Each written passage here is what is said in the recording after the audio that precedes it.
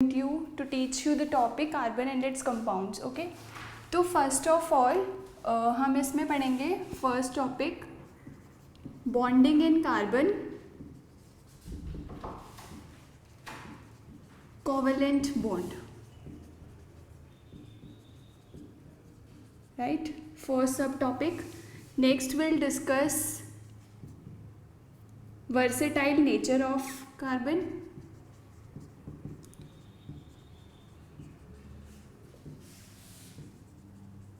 Right, then we will discuss some properties of carbon compounds. Right, then some carbon compounds,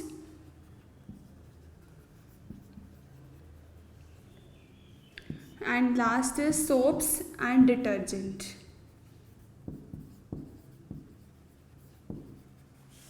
right, तो first of all हमारे पास carbon and its compounds. Basically हमारे पास carbon जो है वो एक नॉन मेटल है, राइट. तो अब ये नॉन मेटल है. कार्बन का जो एटॉमिक नंबर होता है वो होता है 6. ठीक है, हमारे पास ये शेल होती है KLMN, राइट. सबसे फर्स्ट में होते हैं 2 इलेक्ट्रॉन, 6 है तो यहाँ पर कितने हुए 4. तो इसके आउटर मोस्ट शेल में इलेक्ट्रॉन्स होते हैं 4. तो इसको स्टेबल करने के लिए कॉन्फ़िगरेशन या तो it has to gain 4 electrons या तो it has to lose 4 electrons. ठीक है, तो हमारे पास इसमें क्या होता है, इसका जो एटॉमिक नंबर 6 होता है ये क्या करता है, जब इसका 4 लास्ट में जो 4 है आउटर मोस्ट शेल में, ये क्या करता है कोवलेंट बॉन्ड्स बना लेता है बाकी कंपाउंड, बाकी जो एटम्स होते हैं डिफरेंट एलिमेंट्स के. ठीक है, अब जो बेसिकली कार्बन है ना वो अर्थ क्रस्ट में एग्जिस्ट करता है अप्रॉक्स 0.02% एज मिनरल्स, और एटमोसफेयर पे एज अ कार्बन डाइऑक्साइड ही एग्जिस्ट करता है अप्रॉक्स 0.03%. ठीक है, तो उसके बाद हम सबसे पहले डिस्कस करेंगे bonding in carbon, that is covalent bond. ठीक है, तो सबसे पहले बेसिकली कोवलेंट बॉन्ड क्या होता है. ठीक है, देखो अब इसके पास आउटर मोस्ट में 4 है, तो इसका मतलब या तो इसको लूज करना है 4 इलेक्ट्रॉन्स या गेन करने हैं. ठीक है, तो सबसे पहले आता है, मान लीजिए अगर ये लूज करता है 4 इलेक्ट्रॉन. ठीक है, लूज करेगा ना तो ये ऐसे बन जाएगा केटायन. अब क्या होता है जब ये लूज करेगा 4 इलेक्ट्रॉन्स, अब प्रोटॉन्स के पास कितने इलेक्ट्रॉन्स हैं 6. तो हमारी जो एनर्जी रिक्वायर्ड होती है ना उस कार्बन को वहाँ पर रखने की, वो ज़्यादा एनर्जी रिक्वायर्ड होती है जब वो लूज़ करता है 4 इलेक्ट्रॉन्स. ठीक है, अब अगर सेकंड केस आता है कि अगर वो गेन करता है 4 इलेक्ट्रॉन्स तो उसकी नोबल गैस कॉन्फ़िगरेशन स्टेबल हो जाएगी. दैट मीन्स वो बनेगा 4 नेगेटिव एनायन. ठीक है, अब वो लूज़ करेगा, अब इस केस में लूज़ कर रहा था, इस केस में गेन कर रहा है. ठीक है, अब जब C4 नेगेटिव एनायन बनाया, गेन करेगा, देखो 6 इलेक्ट्रॉन्स उसके पास है प्रोटॉन्स में, अगर वो और ज़्यादा 4 इलेक्ट्रॉन्स आ गए तो 10 हो गए, तो दैट इज़ डिफ़िकल्ट कि न्यूक्लियस जो है वो उसे होल्ड कर पाएगा जिसके पास 2 इलेक्ट्रॉन पहले है और 4 और एक्सेप्ट कर लेगा. ठीक है, तो दैट इज़ डिफ़िकल्ट. उसके बाद कोवलेंट बॉन्ड क्या होता है, तो ये प्रॉब्लम आ रही थी. ठीक है, तो इसको ओवरकम करने के लिए क्या किया, इसने ना शेयरिंग स्टार्ट करी जो बाकी जो एटम्स थे ना उसके साथ. ठीक है, मैं आपको एग्जांपल बताती हूँ. मान लो हमारे पास ना हाइड्रोजन है. ठीक है, H2. अब देखो हाइड्रोजन का एटॉमिक नंबर क्या होता है 1, तो हाइड्रोजन के पास हुआ 1 इलेक्ट्रॉन. एक और दूसरा ले लिया हाइड्रोजन, उसके पास भी हुआ 1 इलेक्ट्रॉन, क्योंकि हाइड्रोजन H2 की फॉर्म में एग्जिस्ट करता है ना, तो 2 हाइड्रोजन. ठीक है, तो ये क्या करता है, अब इसको स्टेबल बनाने के लिए इसको 1 इलेक्ट्रॉन चाहिए, हीलियम बन जाएगा ना जिसमें 2 इलेक्ट्रॉन्स होते हैं, तो ये इसका 1 इलेक्ट्रॉन ऐसे शेयर कर लेता है, तो ये हमारा ना ऐसे बन जाता है H2 सिंगल बॉन्ड. अगर 2 इलेक्ट्रॉन शेयर हो रहे हैं ना तो दैट मीन्स सिंगल बॉन्ड. अगर ऐसे ही 4 होंगे तो डबल बॉन्ड, 6 होंगे तो ट्रिपल बॉन्ड. ठीक है, ऐसे ही इसने हाइड्रोजन का बताया कि हाइड्रोजन के पास 1 इलेक्ट्रॉन है, इसने शेयर किया, स्टेबल बन गया, और इसका फॉर्मूला क्या हो गया H2. ठीक है,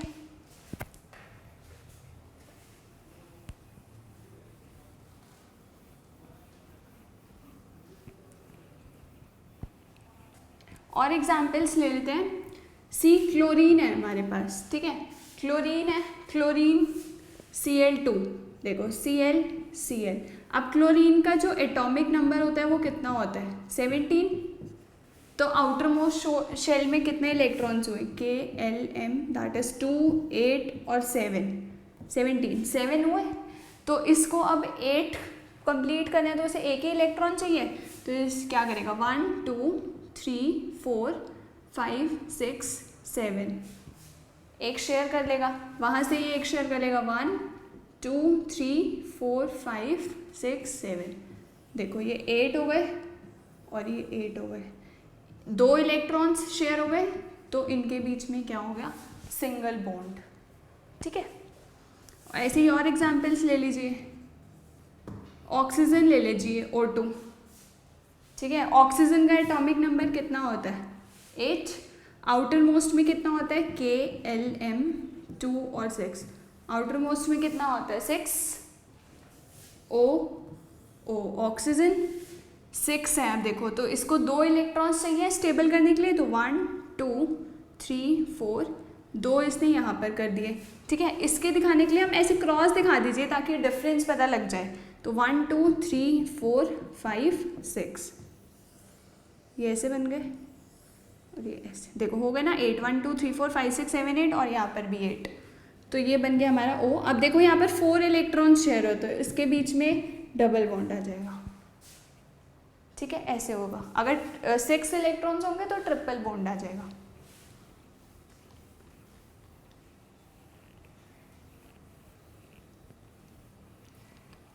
देखिए और एग्जाम्पल्स, अब मान लीजिए हमारे पास वाटर है, ठीक है, H2O, जिसके अंदर 2 एटम्स हैं, हाइड्रोजन और ऑक्सीजन अलग अलग, ठीक है, एटम्स ऑफ डिफरेंट एलिमेंट्स।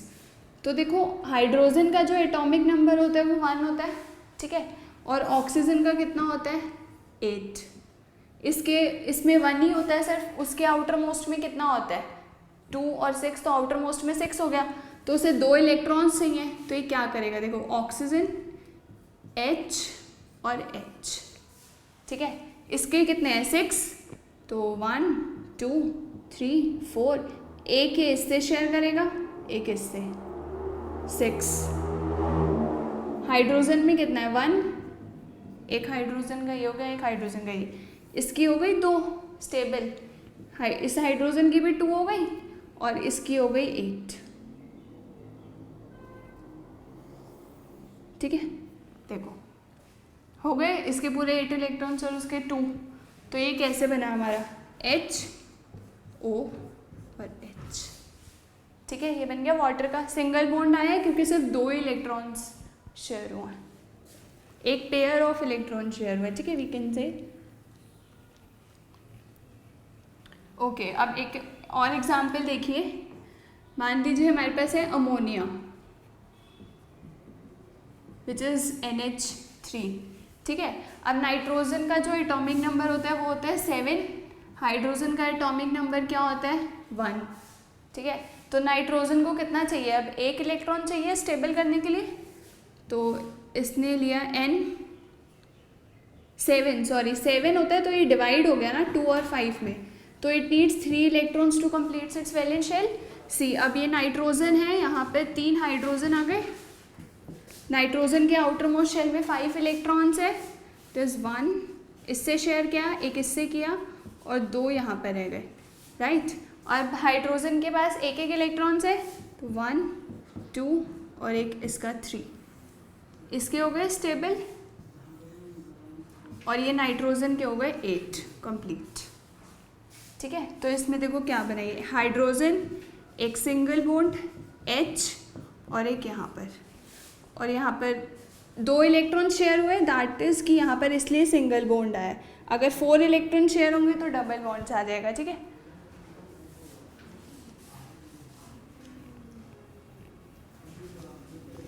उसके बाद एक और एग्जाम्पल देखिए, मान लीजिए मिथेन है हमारे पास CH4, ठीक है।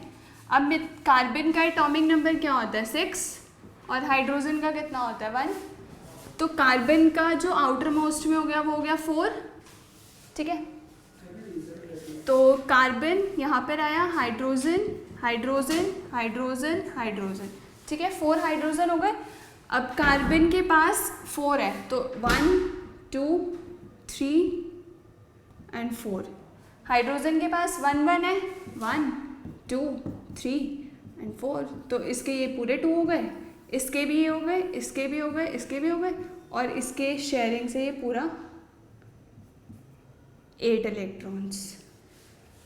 ठीक है, तो इसका स्ट्रक्चर कैसे बना, देखो C H H H H CH4। ठीक है, उसके बाद एग्जाम्पल देखिए, मान लीजिए नेक्स्ट एग्जाम्पल है CO2। ठीक है, कार्बन का एटॉमिक नंबर क्या होता है 6, ऑक्सीजन का कितना होता है 8। कार्बन के जो आउटर मोस्ट शेल है उसमें 4 इलेक्ट्रॉन हुआ, 2 और 4, और ऑक्सीजन में हुआ 6।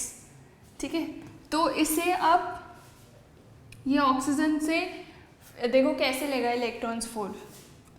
यहाँ पर है हमारे पास C, ऑक्सीजन और ऑक्सीजन। ठीक है, कार्बन के आउटर मोस्ट में कितने हैं 4 1, ये कार्बन के इलेक्ट्रॉन्स है। ठीक है, ऑक्सीजन के कितने हैं 6 1 2 3 4 5 6 1 2 3 4 5 6 8 8 8 बन गया। यहाँ पर ऑक्सीजन, अब देखो यहाँ पर 4 इलेक्ट्रॉन शेयर हो रहे हैं तो डबल बॉन्ड आ जाएगा, ये बन गया हमारे पास CO2। ठीक है, अब एक सल्फर का एग्जाम्पल लेते हैं हम। अब देखो सल्फर में क्या है, सल्फर जो है वो ना एग्जिस्ट करता है एज S8। सल्फर एग्जिस्ट करता है S8। ठीक है, इसका ना कुछ ऐसा स्ट्रक्चर होता है, देखो A 1 2 3 4 5 6 7 8 ऐसे एग्जिस्ट करता है ये सल्फर। और अगर हम इसका अगर हम शेयरिंग ऑफ इलेक्ट्रॉन्स करें तो कैसे होती है, देखो सल्फर का एटॉमिक नंबर 16 होता है। ठीक है, तो ये हुआ 2 8 और 6, आउटर मोस्ट में कितने हो गए सल्फर में 6। देखो 1 2 3 4 5 6, ये 8 सल्फर हो गए, 1 2 3 4 5 6 7 8। ठीक है, अब सल्फर में 6 है तो ये 2 2 ले लेगा, देखो 1 2 3 4 5 6 1 2 3 4 5 6 1 2 3 4 5 6, यहाँ पर भी 1 2 3 4 5 6 1 2 3 4 5 6 1 2 3 4 5 6 1 2 3 4 5 6 इलेक्ट्रॉन्स, 1 2 3 4 5 6। ठीक है, तो ये ना ऐसे बॉन्ड बनाता है, इसके 2 इलेक्ट्रॉन्स लेता है 8। ठीक है, फिर ये ऐसे, फिर ये ऐसे ऐसे बना लेता है, तो इसके पूरे स्टेबल हो गए ना 8 इलेक्ट्रॉन्स हर एक सल्फर के C। ठीक है, ये यहाँ पर 2 इलेक्ट्रॉन्स हो गए, ऐसे बना लेते हैं। ठीक है, ये हो गया एक सल्फर का एग्जाम्पल। ठीक है, उसके बाद ना हमारे पास कुछ प्रॉपर्टीज़ आती है। हमने ये कोवैलेंट बॉन्ड्स पढ़े कैसे कैसे बनते हैं, इनके बीच में इनका स्ट्रक्चर कैसे बनता है। ठीक है, उसके बाद हमारे पास कुछ प्रॉपर्टीज़ आती है ऑफ कोवैलेंट बॉन्ड्स। ठीक है, अब जो सबसे पहले जो कोवैलेंट बॉन्ड्स बनते हैं वो मॉलिक्यूल्स के बीच में बनते हैं ना, कोई आयंस नहीं होते, कोई चार्ज नहीं होता इनके ऊपर। तो फर्स्ट प्रॉपर्टी इज कि जो इनके कॉन्स्टिट्यूएंट्स होते हैं, देयर कॉन्स्टिट्यूएंट्स आर मॉलिक्यूल्स। ठीक है, नॉट आयंस। आयंस नहीं होते, इनके कॉन्स्टिट्यूएंट्स मॉलिक्यूल्स होते हैं। ठीक है, सेकंड क्या होता है, जो हम कोवलेंट बॉन्ड बना रहे हैं ना सिंगल डबल, उनके बीच में बहुत स्ट्रॉन्ग बॉन्ड होता है, strong bond between covalent bonds, ठीक है। बॉन्ड तो बहुत स्ट्रॉन्ग होता है लेकिन वीक इंटरमॉलिक्यूलर फोर्सेस होते हैं, ठीक है। वीक फोर्सेस होने की वजह से ना इनका जो मेल्टिंग और बॉइलिंग पॉइंट होता है वो लो होता है, ठीक है, लो मेल्टिंग और बॉइलिंग पॉइंट।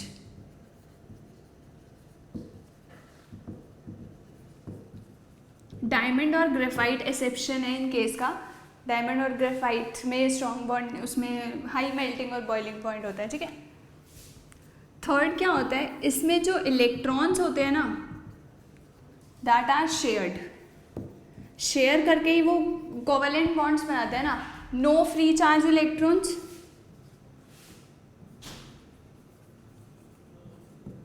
कोई भी चार्ज इलेक्ट्रॉन्स नहीं होता, ठीक है। इस वजह से इसमें क्या होता है कि इसका एक एक्सेप्शन है ग्रेफाइट, डायमंड, ग्रेफाइट और ग्रेफाइट इसका एग्जांपल है जिसमें कि बैड कंडक्टर ऑफ इलेक्ट्रिसिटी होता है। वो क्यों होता है? क्योंकि उसके अंदर कोई फ्री चार्ज इलेक्ट्रॉन्स नहीं होता, ठीक है। ग्रेफाइट इसका एक्सेप्शन है, वो होता है गुड कंडक्टर ऑफ इलेक्ट्रिसिटी, लेकिन इसके अंदर कोई भी चार्ज इलेक्ट्रॉन्स नहीं है, तो इसका मतलब ये बैड कंडक्टर्स ऑफ इलेक्ट्रिसिटी होते हैं, ठीक है। फोर्थ आता है हमारे पास कि these are insoluble in water. जो मॉलिक्यूल्स होते हैं ना कोवेलेंट बॉन्ड्स, वो इनसॉल्यूबल इन वाटर होते हैं। कुछ ऐसे होते हैं जो हाइड्रोजन बॉन्डिंग बना लेते हैं, जिनके अंदर हाइड्रोजन बॉन्ड हो ना वो सॉल्यूबल होते हैं वाटर में, अदरवाइज ये वाटर में सॉल्यूबल भी नहीं होते, ठीक है। ये कुछ प्रॉपर्टीज़ हैं। उसके बाद ना हमारे पास कुछ फॉर्म्स आती है कार्बन की, कि कार्बन एग्जिस्ट कैसे कैसे करता है, ठीक है। तो हमारे पास ना हम उसे बोलते हैं एलोट्रॉपिक फॉर्म्स ऑफ सल्फर।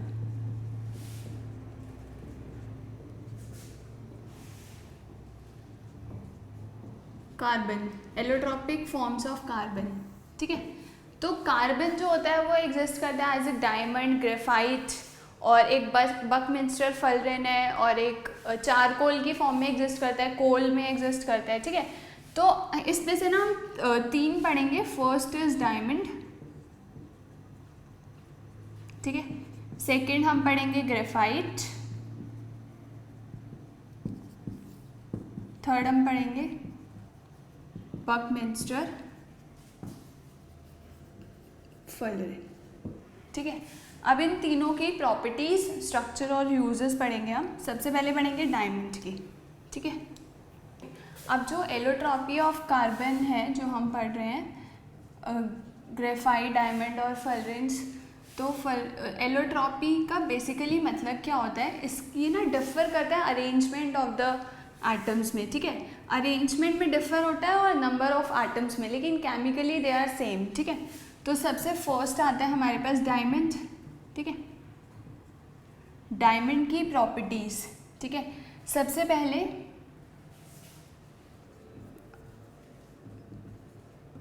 आपको पता ही है डायमंड कलरलेस ट्रांसपेरेंट एक हार्डेस्ट मटेरियल है। तो फर्स्ट प्रॉपर्टी हो गई इसकी, it is a colourless transparent substance, ठीक है। कलरलेस ट्रांसपेरेंट सब्सटेंस है। सेकंड है it's quite heavy, as you know कि ये बहुत हैवी होता है, ठीक है। बहुत हार्ड भी होता है, तो इट्स एक्सट्रीमली हार्ड।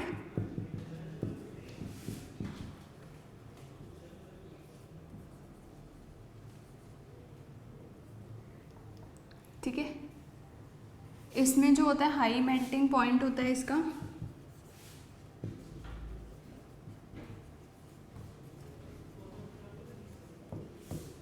ठीक है। अब हम इसका स्ट्रक्चर देखते हैं। जो कंडक्टिविटी होती है वो हाई होती है,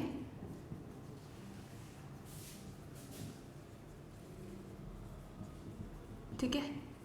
और ये बैड कंडक्टर ऑफ इलेक्ट्रिसिटी होता है,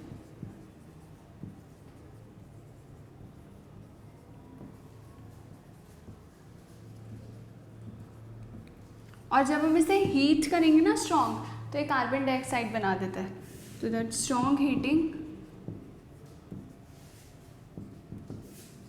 टू फॉर्म कार्बन डाइऑक्साइड। ठीक है, अब इसका स्ट्रक्चर है डायमंड का।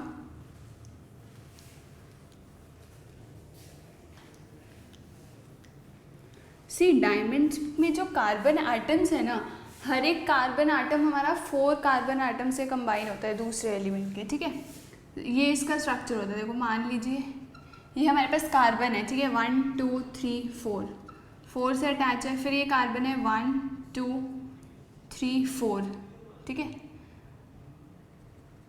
1 2 3 4, ठीक है, फिर ये ऐसे होता है 1 2 3 4 1 2 3 4, ये ऐसे आगे भी 4 कार्बन से कंबाइन होते हैं, ये भी 1 2 3 4, ठीक है, फिर ये यहाँ पे होता है 1 2 3 4, फिर ये ऐसे होता है 1 2, ये भी 4 से होता है,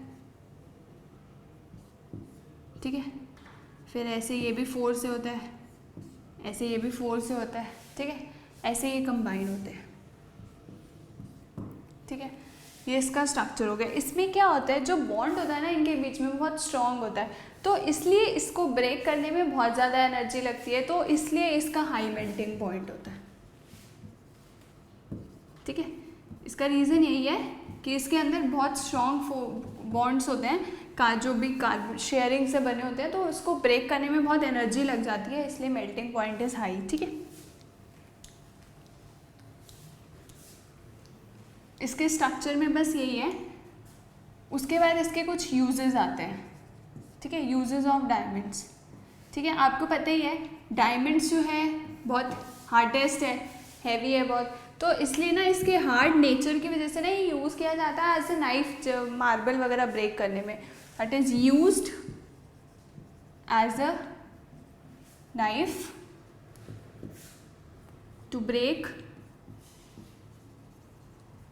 मार्बल्स। ठीक है, और ये किस में यूज़ होता है, ऑर्नामेंट्स में यूज़ होता है।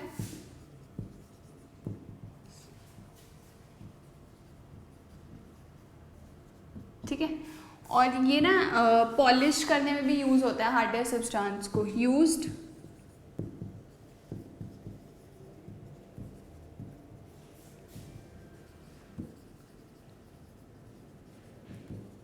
कोई भी सब्सटेंस है या मेटल है।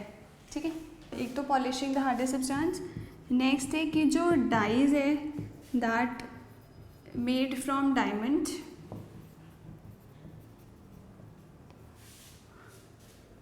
are used to drawing the wires from the metals। ठीक है,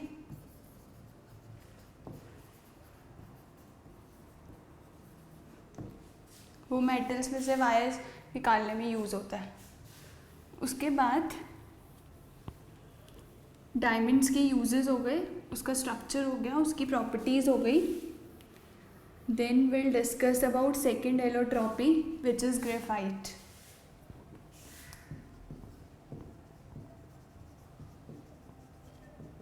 ठीक है, सबसे पहले ग्रेफाइट की प्रॉपर्टीज।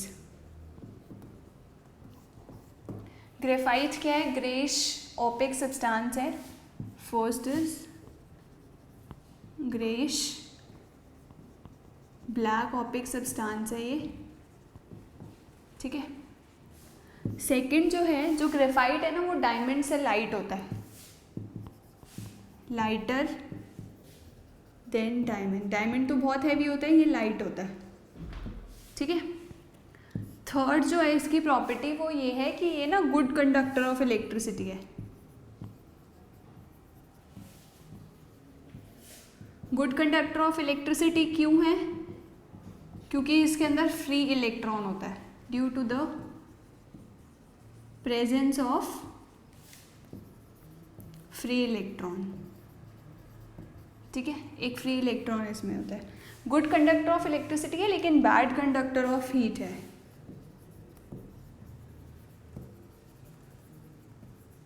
कंडक्टर ऑफ हीट, ठीक है, ये इसकी प्रॉपर्टीज़ है। और स्ट्रॉन्ग हीटी पे that gives carbon dioxide, strong heating it forms CO2 carbon dioxide, ठीक है, प्रॉपर्टीज़ हो गई। उसके बाद ग्रेफाइट का स्ट्रक्चर है। डायमंड में क्या था कि जो कार्बन एटम्स थे वो लिंक थे 4 कार्बन एटम से, हर एक फोर से अटैच थे ना। इसके अंदर क्या है, जो हर एक कार्बन है ना वो 3 दूसरे एटम्स के कार्बन से कंबाइन है। तो अब कार्बन का जो एटॉमिक नंबर होता है वो 6 होता है, आउटर मोस्ट में कितने हुए 4, इसके अंदर 3 कंबाइन होते हैं एक दूसरे से, एक फ्री बचा, इसलिए ये गुड कंडक्टर ऑफ इलेक्ट्रिसिटी है क्योंकि इसमें फ्री इलेक्ट्रॉन्स हैं, ठीक है। देखो ये इसका स्ट्रक्चर होता है कुछ ऐसे,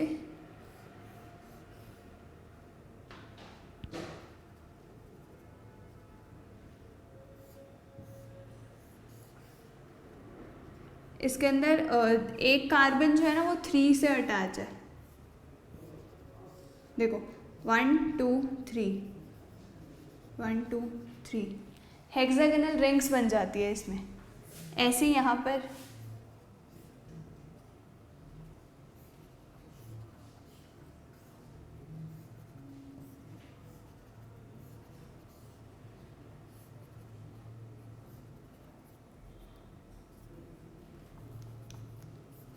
ठीक है।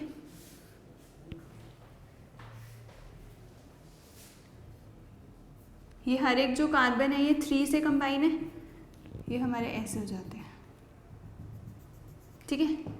ये हमारा ग्रेफाइट का स्ट्रक्चर।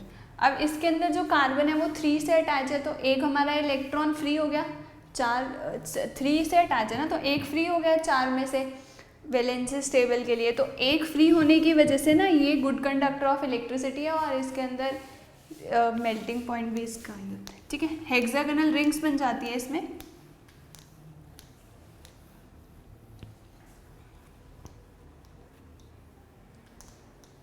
उसके बाद ना ग्रेफाइट के कुछ यूजेस हैं। सबसे फर्स्ट इसका यूज है, ये यूज किया जाता है, used as a powdered lubricant, ठीक है, मशीनरी पर्पस के लिए।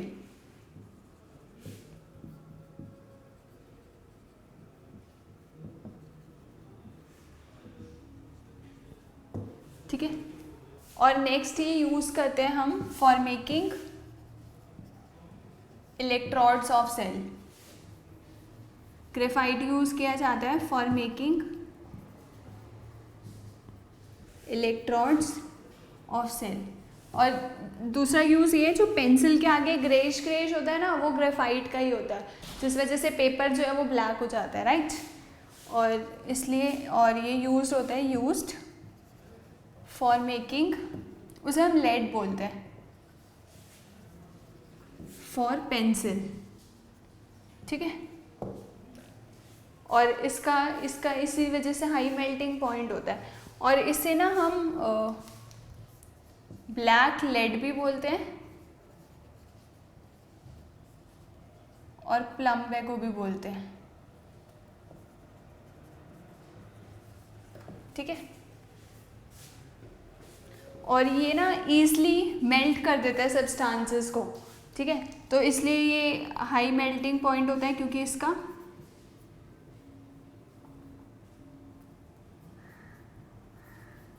Due to high melting point we can say ये ना ब्रेक कर देता है ईजली, ठीक है। ये इसके हो गए यूजर्स।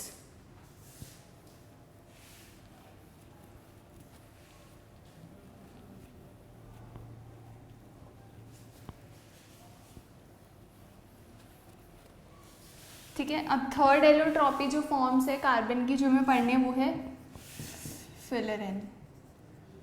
फिलरीन में क्या होता है, ये ना अभी रिसेंटली हमारी एलोट्रॉपिक फॉर्म से कार्बन की, जो कि एस्टेब्लिश करी थी H.W. क्रोटो ने, स्मॉले और रॉबर्ट कर्ट ने।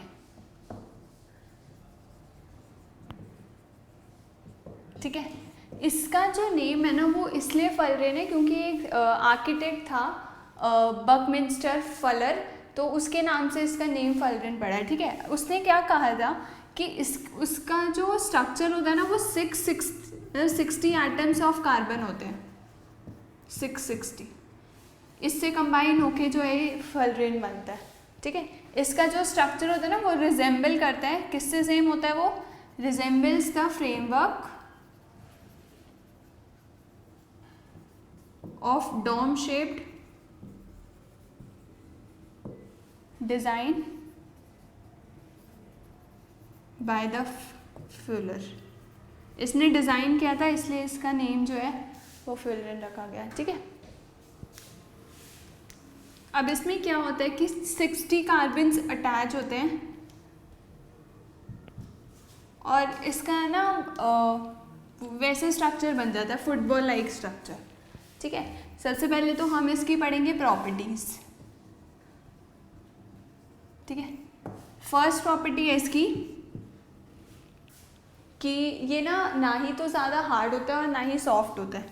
ठीक है, तो that is slippery to touch होता है।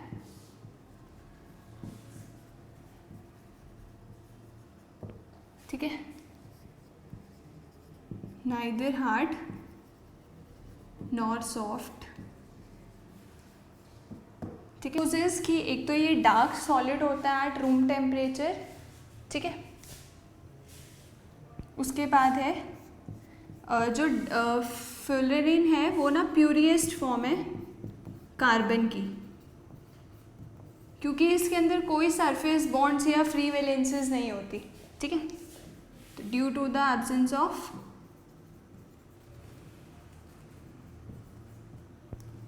Free electrons we can say और सरफेस बॉन्ड्स। ठीक है, और on heating produces carbon dioxide, वही ऑन हीटिंग। अभी फर्दर इन्वेस्टिगेशन चल रही है सेलोट्रॉपी फॉर्म्स ऑफ सल्फर की। ठीक है,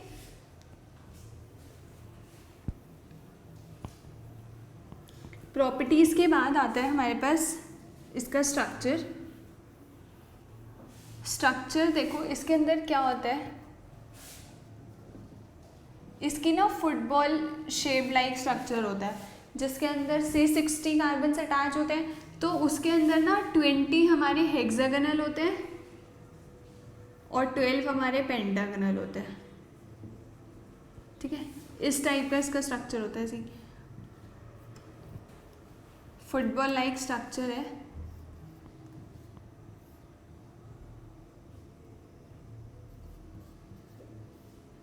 ये पेंटागोनल हो गया, ऐसे ही इसके अंदर होते हैं 6,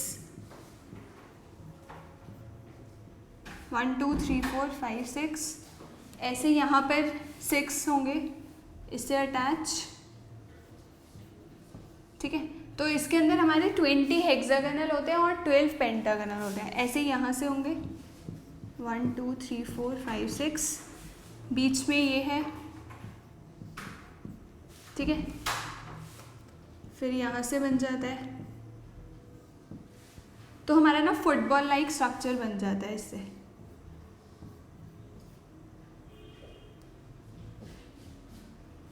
ऐसे ही यहाँ से बनता रहता है। ठीक है,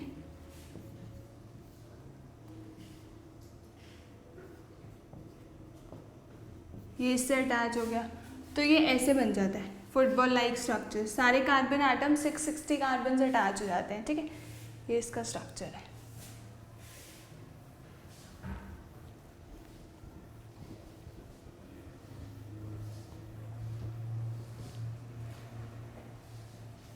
इसके अब कुछ यूजेस हैं।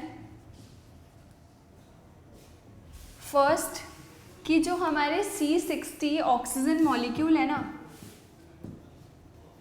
वो कब बनेगा, जब हमारा C60 ट्रैप करेगा ऑक्सीजन एटम्स को, ठीक है, जो यूज़ किया जाता है हमारा कैंसर और एड्स सर्जरी में, ठीक है, used in the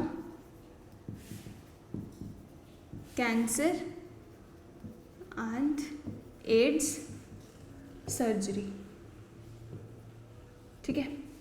second use है इसका कि ये ना एज एन इंसुलेटर बिहेव करता है, ठीक है, बिहेव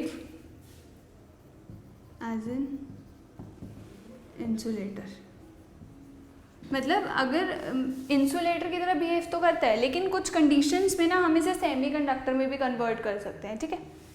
थर्ड इसका यूज़ है, यूज़ किया जाता है ये इन अ, जो फोटोकेमिकल होती है ना इंडस्ट्रीज में, उसमें, ठीक है, जो सब्सटेंस, ठीक है। ये हो गए फुलरेंस के यूजर्स।